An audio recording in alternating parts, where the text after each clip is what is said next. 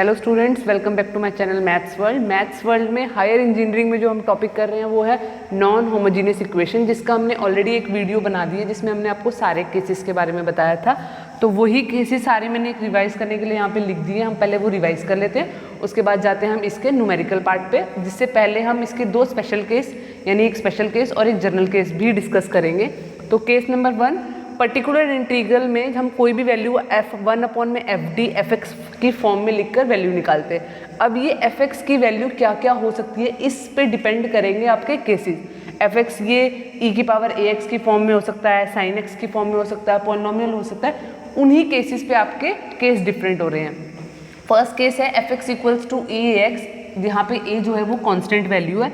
इस केस में आपको इस a की वैल्यू यहाँ d की जगह पे पुट करनी है और ये बन जाएगा f of a e a x। और f ऑफ a की वैल्यू जो यहाँ नीचे आई है वो 0 नहीं होनी चाहिए, तभी आप ये वैल्यू पुट कर सकते हो। इन केस में ये f ऑफ a 0 होगा तो हम P I equals to 1/fd ex, इसमें से क्या करेंगे, जोन सा पार्ट 0 हो रहा है जिसकी वैल्यू पुट करने से ये 0 हो रहा है उसका, यानी ये a पुट करने पे 0 हो रहा था तो इसमें से d माइनस a की जितनी पावर हो सकती है वो e x में अलग निकाल देंगे और बाकी जो पोलिनोमियल एफ डी का बचेगा इसमें से इसको दो पार्ट में ब्रेक कर दिया। इसमें से d माइनस a अलग कर दिया और d माइनस a के अलावा जो बाकी बच गया एफ डी में वो उसको 5d बना दिया।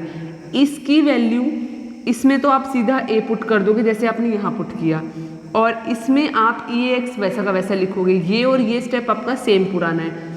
इसकी वजह से अब आपको x की पावर n आएगा यहाँ से और नीचे n फैक्टोरियल आएगा। तो मैं ये कोशिश करती हूँ कि इसको मैं यहाँ पे x की पावर n अलग लिख दूँ, यानी ये चीज़ नई है और ये चीज़ वही पुरानी। और ये नई क्यों है, क्योंकि d माइनस a की पावर n भी इसमें लिखा है। ये है आपका केस 1। ये सारे केसेस मैंने लास्ट वीडियो में डिटेल में एक्सप्लेन किए थे। मैं जस्ट यहाँ पे एक बार रिवाइज कर रही हूँ। अगर आपने वो पुरानी वीडियो नहीं देखी है तो पहले आप लिंक डिस्क्रिप्शन बॉक्स में डला है, आप वहाँ जाके पहले वो वीडियो देख लीजिए।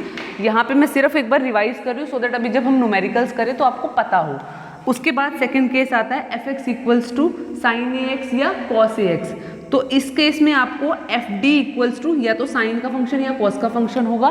यहाँ पे आपको डी स्क्वेयर की जगह पे पुट करना है माइनस का ए स्क्वेयर। डी स्क्वेयर की जगह पे पुट करना है माइनस का ए स्क्वेयर। और जहाँ पे भी कहीं डी होगा अब इस केस में, पहले आप उसे कोशिश करोगे या डी स्क्वेयर की फॉर्म में बना सके।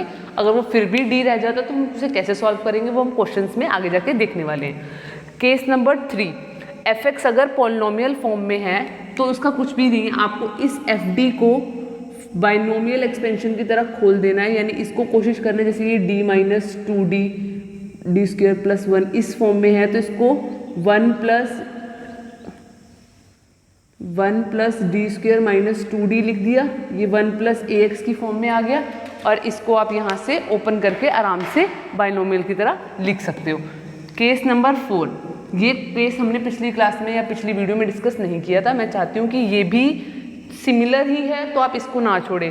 If f x equals to e x के साथ फाई एक्स आए, यहाँ सिर्फ ई एक्स का पॉलिनोमियल आपने पढ़ा, यहाँ ई एक्स के साथ अगर फाई एक्स आएगा तो आपको सिर्फ थोड़ा सा डिफरेंस है।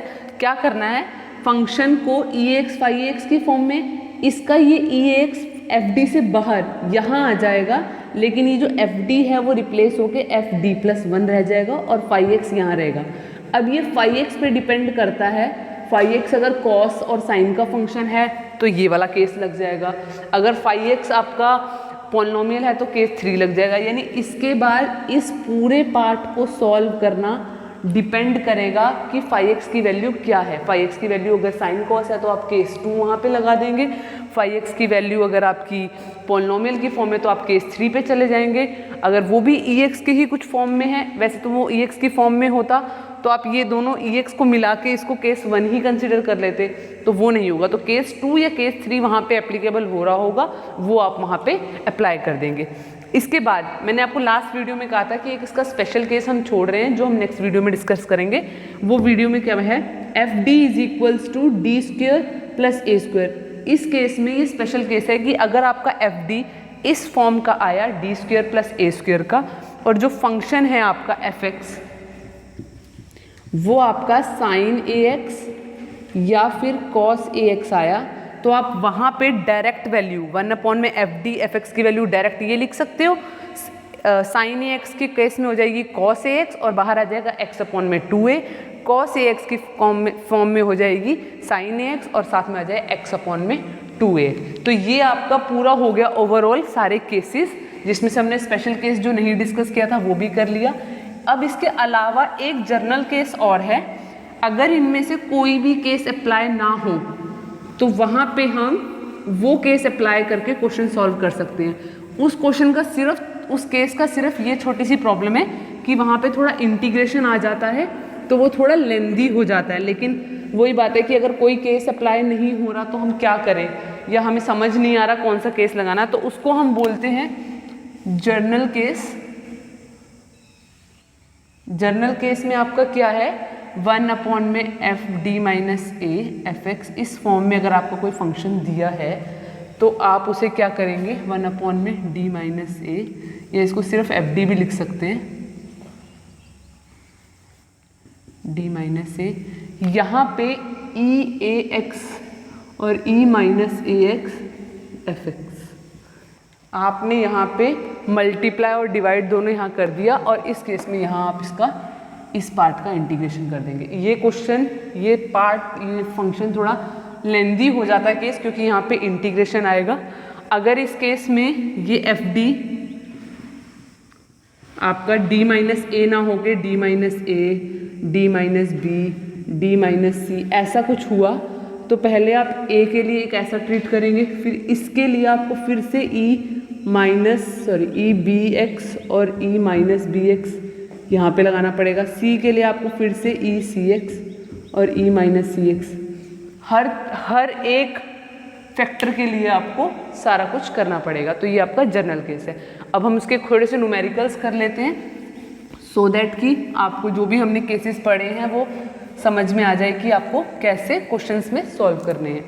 और फर्स्ट केस में मैं आपको पूरा सॉल्व करके दिखा रही हूँ, होमोजीनियस और नॉन होमोजीनियस दोनों पार्ट, लेकिन सेकेंड केस से आप होमोजीनियस पार्ट खुद सॉल्व करेंगे, मैं आपको नॉन होमोजीनियस पार्ट आपका सॉल्व करके बता रही हूँ। तो आपका क्वेश्चन है जैसे solve y double dash plus 3y dash plus 4y equals to 15ex, ये आपका क्वेश्चन है।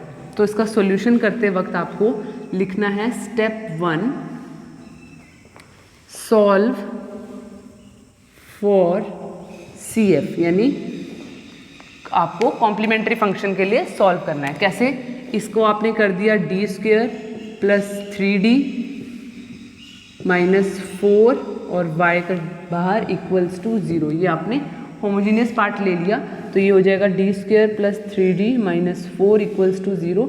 होमोजीनियस में आपको कैसे सॉल्व करना है, कैसे स्टेप्स लिखने हैं, मैंने सारा एक्सप्लेन कर रखा है। मैं यहाँ पे थोड़ा सा जल्दी जल्दी कर रही हूँ सो दैट आपका मेन जो नॉन होमोजीनियस वाला पार्ट है मैं वो समझा सकूँ। तो अगर आपको इसके पूरे स्टेप्स देखने हैं तो होमोजीनियस वाली वीडियोज़ में जाके आप देख सकते हैं कि पूरे स्टेप्स कैसे लिखने हैं, उसका लिंक भी डिस्क्रिप्शन बॉक्स में है। यहाँ आने के बाद आपके फैक्टर बने d माइनस 1 और d प्लस 4 इक्वल्स टू 0। ये दो आपके फैक्टर बनने के बाद आपको लिखना है auxiliary equation is m minus 1 m plus 4 equals to 0, which implies m की वैल्यू आपकी 1 और माइनस 4 आ गई, यानी YCF equals to C1 e की power x plus C2 e की पावर माइनस 4 है। यहाँ तक आपका जो सॉल्यूशन है वो सेम है आपका होमोजीनियस वाले पार्ट तक। अब हम आते हैं स्टेप 2 पे। स्टेप 2 पे यानी फाइंड PI। अब PI निकालने वाले केस में आते हैं। फर्स्टली PI वाले केस में क्या होता है, PI is equals to 1 upon में FD इंटू FX। अब आपको समझ में आ जाएगा हमें क्या, FD का मतलब ये D वाले फैक्टर्स, तो यहाँ आ जाएगा D माइनस 1 और D प्लस 4 और यहाँ आ जाएगा आपका 15ex। आप चाहे तो यहाँ पे ये वाली वैल्यू भी रख सकते हैं, D square plus 3D minus 4।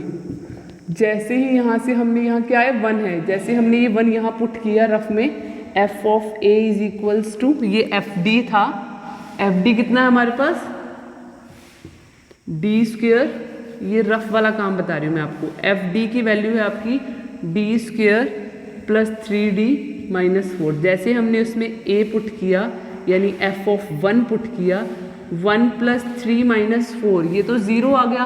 तो इसमें केस 1 का फर्स्ट पार्ट ना लग के सेकेंड पार्ट लगेगा, यानी हमें इसमें से d-1 और d+4 जो दो फैक्टर्स हैं उसमें से हमें क्या करना है, ये 0 बना रहा है 1 पुट करने पर, तो d+4 को यहीं रहने दो और 15e⁻x के नीचे जाएगा d-1। जो पार्ट उसको 0 बना रहा है वो चला गया ex के नीचे। अब इसमें तो आप ये वैल्यू पुट कर सकते हो डायरेक्ट, तो ये 1/(1 + 4 तो डायरेक्ट आ गया। यहाँ आएगा x की पावर n, n यहाँ नहीं है ना, ये पावर, तो x की पावर 1/(1 का ही फैक्टोरियल इंटू ये 15ex वैसा का वैसा, तो ये बन गया आपका x/5 इंटू 15ex।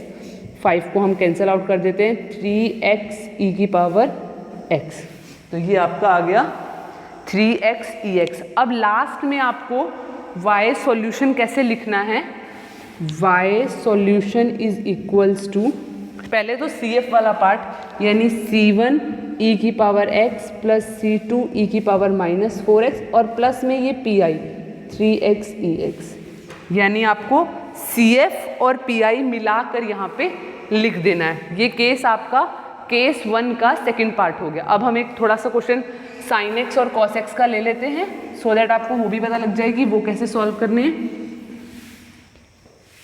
तो एक sin x का क्वेश्चन ले लेते हैं हम। क्वेश्चन है आपका solve y double dash -3y dash -5y dash plus 6y equals to sine का 3x। इसका मैं होमोजीनियस पार्ट नहीं सॉल्व कर रही, होमोजीनियस पार्ट आप खुद सॉल्व करेंगे। मैं डायरेक्टली जा रही हूँ स्टेप 2 के पास, स्टेप 2 पे जा रही हूँ मैं। स्टेप 2 में 1 का मैं सिर्फ आपको आंसर लिख के दे देती हूँ कि 1 में आपको सॉल्यूशन कैसे आएंगे। 1 के आपके फैक्टर बनेगा d² d-3 और d-2। हमें इसकी हेल्प चाहिए सिर्फ। pi फाइंड करने पे लिए 1/f(d) इंटू fx यानी 1/d-3 d-2 और यहाँ आ गया आपका sin 3x। इसके अलावा अगर हम इसको पूरा ओपन करके लिखेंगे तो ये आ जाएगा d² 5d + 6 sin 3x। अब इस केस में हमें क्या करना है, इस 3 की वैल्यू यानी हमें d² की जगह पे -3 का स्क्वायर, ये माइनस बाहर है, -3 का स्क्वायर यानी -9 पुट करना है। ठीक है, तो इस जगह पे तो वैल्यू पुट हो रही है सीधा -9 और ये प्लस का 6 मैं साथ में लिख देती हूँ, -5d sin 3x। ये आपका बन गया 1/ में, यहाँ से आ गया -3 - 5d sin 3x। Minus common लेके अगर मैंने ऊपर भेज दिया -3x/ में 5d + 3, लेकिन अभी भी नीचे आपका ये वाला पार्ट बच गया। तो इसको सॉल्व करने के लिए अगर मैं इसको रैशनलाइज कर दूं तो नीचे d का स्क्वायर बन जाएगा और उस d² में मैं वापस -9 पुट कर सकती हूँ। तो मैं कोशिश करूँगी कि मैं इसको रैशनलाइज कर दूँ, लेकिन रैशनलाइज करने से एक फैक्टर ऊपर एक्स्ट्रा आ जाएगा और हम उसको कैसे सॉल्व करेंगे वो देख सकते हैं। इसको जैसे ही हमने रैशनलाइज किया 5d + 3 को, तो हमने 5d + 3 है, हमने यहाँ पे 5d - 3 पुट कर दिया और यहाँ पे आपका है -sin 3x। ठीक है, यहाँ पे तो आपका बन गया ये 25d² और माइनस का 9 और ऊपर आपका आ गया 5d - 3 sin 3x। नीचे जैसे ही आपका d² वापस आया आपने उसकी जगह पे -9 पुट कर दिया, तो ये बन गया आपका -234। अब इसका आपको क्या करना है, अब देखिए 5d के पास जब ये गया 5d इसके पास जाएगा और -3 भी इसके पास जाएगा। 5D जब इसके पास गया तो 5 बाहर और D मतलब डेरिवेटिव, तो इसका डेरिवेटिव साइन का डेरिवेटिव कॉस, तो माइनस कॉस 3x और मल्टीप्लाई में 3 दोबारा, फिर जब 3 इसके पास गया तो प्लस 3 साइन 3x अपॉन में माइनस 234। तो इसको जब हम सॉल्व कर देंगे तो ये हमारा आ जाएगा, यहाँ से 3 कॉमन लेके 5 cos 3x plus sign 3x और नीचे जब हमने ये 3 कॉमन निकाल के डिवाइड कर दिया तो आपका आ गया नीचे 78। माइनस भी कॉमन ले सकते हैं तो यहाँ पे आ जाएगा माइनस। तो ये आपका पी आई आ गया। लास्ट में आपको y solution is equals to में लिखना है y CF plus y PI। हमेशा लास्ट में सॉल्यूशन लिखते वक्त आपको CF और PI को कंबाइन करके लिखना है। एक क्वेश्चन और ले लेते हैं लास्ट इसका, पॉलिनोमियल फॉर्म का थोड़ा सा, उसके बाद आपको एक क्वेश्चन देके छोड़ देंगे, क्योंकि होमोजीनियस का पार्ट में सिर्फ ये केसेस हैं जिसको आपको अप्लाई करना है और आपको बस ध्यान रखना है कि किस केस में कौन सा केस लगेगा और उस केस में उसका पीआई कैसे निकलता है। तो आपको बस वो पीआई के फॉर्मूलेज थोड़े याद रखने हैं और उसकी प्रैक्टिस करनी है, राइट। तो एक क्वेश्चन ले लेते हैं हम, solve y double dash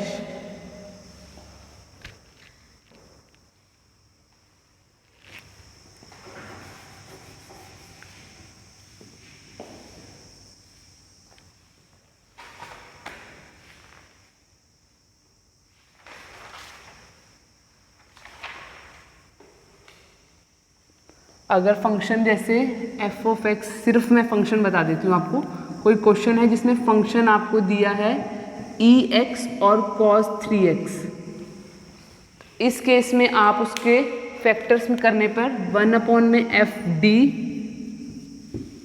ex cos x 3x करेंगे और इसके एफ डी की जगह पे आपको वैल्यू पुट करनी है, जैसे d प्लस 4 और d प्लस 3, तो 1 अपॉन में d plus 4 d plus 3 into ex cos 3x। ये आपका केस 4 है, इसमें आपका ये ex तो बाहर आ जाएगा, 1 अपॉन में d प्लस 4 d प्लस 3 और इसके साथ में आ गया आपका cos x cos 3x। इसके बाद मैंने कहा था कि 5x पे डिपेंड करेगा कि क्वेश्चन आगे कैसे सॉल्व होना, तो 5x आपका cos वाला है, यानी यहाँ पे आपका केस 2 अप्लाई हो रहा है। जैसे मैंने अभी साइन के लिए सॉल्व किया वैसे ही आप क्वेश्चन ये सॉल्व कर सकते हैं। इसको वापस डी स्क्वायर की फॉर्म में बनाएं और उसमें यहाँ पे डी स्क्वायर की जगह पे माइनस ए स्क्वायर यानी -9 पुट करें और इस क्वेश्चन को पूरा सॉल्व करके मुझे कमेंट में नीचे बताइएगा कि इसका पीआई का सॉल्यूशन या पीआई का वैल्यू क्या आ रही है। ये थी हमारी वीडियो नॉन होमोजीनियस के टॉपिक के ऊपर, जिसमें मैंने आपको ऑलरेडी पहले भी एक वीडियो बना के केसेस सॉल्व करवा दिए थे। आज हमने उसके न्यूमेरिकल कर दिए। अब सेकंड ऑर्डर में हमारे पास मेनली वेरिएशन ऑफ पैरामीटर वाला टॉपिक बचा है, तो सारी सेकंड ऑर्डर की जो वीडियोस है उनका लिंक डिस्क्रिप्शन बॉक्स में, आप वहाँ से कोई भी वीडियो अगर आपने नहीं देखी है तो आप जाके पहले चेक करके पूरी वो देख सकते हैं। स्पेशली क्वार क्लासेस का भी डिस्क्रिप्शन नीचे है फिजिक्स की क्लासेस के लिए, तो वो भी आप देखिए। प्लीज़ ज़्यादा से ज़्यादा लाइक और शेयर करिए सो दैट कि और बच्चों तक और स्टूडेंट्स तक ये वीडियोस शेयर हो पाएँ और वो भी इसका यूज़ कर सकें घर बैठ के और अच्छे से समझ सके। So thank you so much for this video.